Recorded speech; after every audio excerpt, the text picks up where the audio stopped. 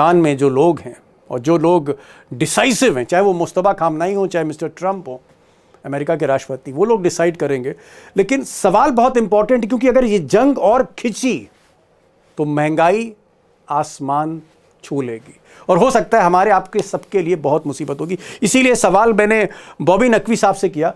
Business भी जानते हैं गल्फ का, डिप्लोमेसी भी जानते हैं, वॉर भी कवर कर चुके हैं और दुबई के सबसे बड़े अखबार गल्फ न्यूज़ के कई बरस एडिटर रहे, वो हमारे साथ सीधे जुड़ रहे हैं। मैंने उनसे पूछा कि क्या इजराइल और अमेरिका पीछे हट रहा है, और अगर पीछे हट रहा है तो क्या झंडा लेकर मुस्तफा खामनाई आगे बढ़ रहे हैं, होने क्या जा रहा है। उनको ज़रूर सुनिए, बॉबी नकवी साहब को। बहुत सी इंपॉर्टेंट बातें आपके सामने रखेंगे जो आपको बाकी मीडिया में नहीं दिखेगी, खासकर गोदी मीडिया में नहीं दिखेगी।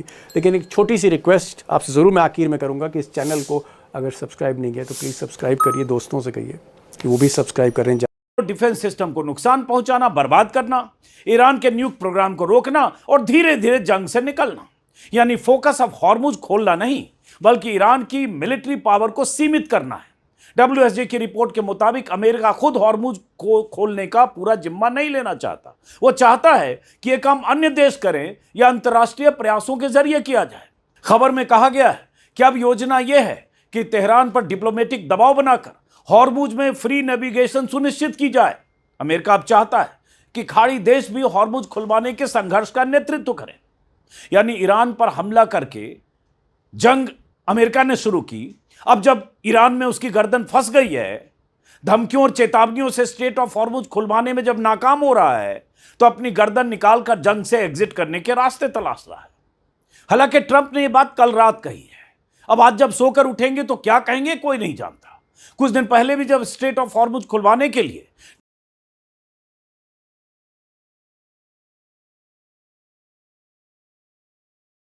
ध्यान से देखा कीजिए, बम और जहाजों से ज्यादा जरूरी हैं आप लोग हैं।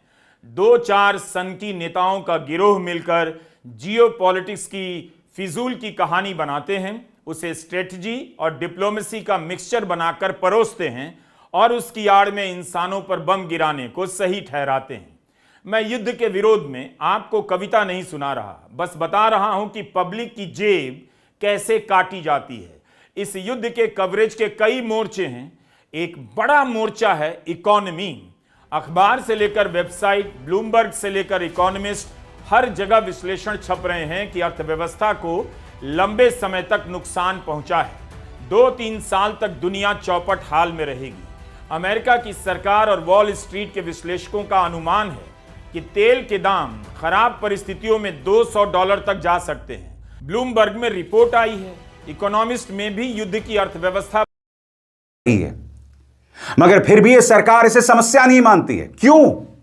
क्योंकि इसका मीडिया इन मुद्दों पर फोकस नहीं कर रहा है। इसका जो गोदी मीडिया है वो इस देश के आम इंसान का दुश्मन है और यही वजह है कि यह अहंकार सामने उभर कर आता है।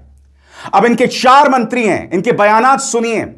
देश में एक समस्या है मगर तेवर देखा जाए, और ये 4 बयानात जो हैं इसको लेकर कांग्रेस हमलावर है। सुना जाए 4 मंत्री अमित शाह, अश्विनी वैष्णव, शिवराज चौहान और निर्मला सीतारमण। सुना जाए। कहीं पर पेट्रोल, डीजल या रसोई बनाने के गैस की दिक्कत नहीं है और सब सुचारू रूप से चल रहा है। हमारे रुपया ठीक चल रही है, हमारे रुपया ठीक चल रही है। कृषि मंत्री शिवराज सिंह चौहान कह रहा हूँ, कई किसानों की आय दुगनी हुई है और केवल दुगनी नहीं 8-8 गुनी भी हुई है। छोटे से छोटे विषय को अपने सोशल मीडिया की ट्रोल आर्मी के जरिए से 2013 Nirmala Sitharaman, at that time $1 was 62 rupees. Great concern about the rupee at 62. The state of economy reflecting in the falling rupee. यानी कि उस वक्त जब डॉलर के मुकाबले रुपए की कीमत 62 थी, तब उस वक्त भाजपा कहती थी कि भाई अर्थव्यवस्था गिर रही है। और इंतजार कीजिएगा प्रधानमंत्री नरेंद्र मोदी ने इस बारे में क्या क्या कहा था जब वो गुजरात के मुख्यमंत्री हुआ करते थे, वो भी मैं आपको बताऊंगा। मगर सबसे पहले सुनिए सुप्रिया सुनेत ने किस तरह से एक्सपोज किया है निर्मला सीतारमण को। With a great sense of concern about the falling rupee. It is about to cross the 62 mark against the dollar. It's a very grave situation. हमारे रुपया ठीक चल रही है, हमारे रुपया ठीक चल रही है। दोस्तों, मैं आपको बताना चाहता हूं 2013 में निर्मला सीतारमण जो है वो भाजपा की प्रवक्ता हुआ करती थी। तब बहुत ही शानदार अंदाज में इन्होंने बयां किया था कि $1 के मुकाबले ईरान और इसराइल के बीच चल रही लड़ाई में जो भारत के रुपये को हानि हुई है।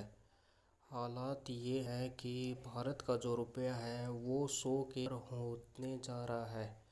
और आपको पौंड तो पता ही होगा, पौंड तो कितना हाई हो गया है। और डॉलर के मुकाबले जब निर्मला ताई से सवाल पूछा जाता है तो निर्मला ताई कहती है कि डॉलर मजबूत हो रहा है, भारतीय रुपये कहीं नहीं गिरा। और आपको उनकी शक्ल देखकर हंसी भी आती होगी, और हंसी से ज़्यादा आपको उन पे गुस्सा भी आता है। गुस्सा होना लाजमी है दोस्तों, पर अब कर भी क्या सकते हैं।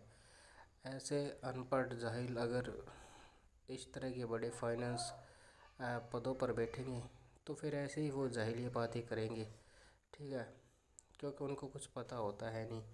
और जो फाइनेंस का है वो मेरी और निर्मला ताई अपनी जो लड़की है उसको तो पढ़ा रही है विदेश में, और यहाँ पे जो डॉलर है उसकी जो उन्होंने बैठा दिया हमारे भारतीय रुपीज़ को। तो कांग्रेस के समय जो डॉलर की कीमत 50 रुपये होती थी, ठीक है, 50 रुपये, आज़ादी से 2014 तक 50 रुपये थे, अब सीधा 100 रुपये हो गई है। मतलब आप अनुमान लगा सकते हो कितना विकास हुआ है हमारे देश का। और अंधभक्त को कोई दिखाई नहीं दे रहा है, ठीक है। दुनिया का जो सारा ट्रेड होता है वो डॉलर में होता है। डॉलर ही करेंसी, अगर वो भारतीय रुपीज़ नीचे गिरेगा तो ऑटोमेटिक प्राइजेज जो होंगे वो हाई होंगे, और जो सामान है वो आपको महंगा मिलेगा। पर यह बात भारत के अंधभक्तों को समझ में नहीं आएंगी कभी।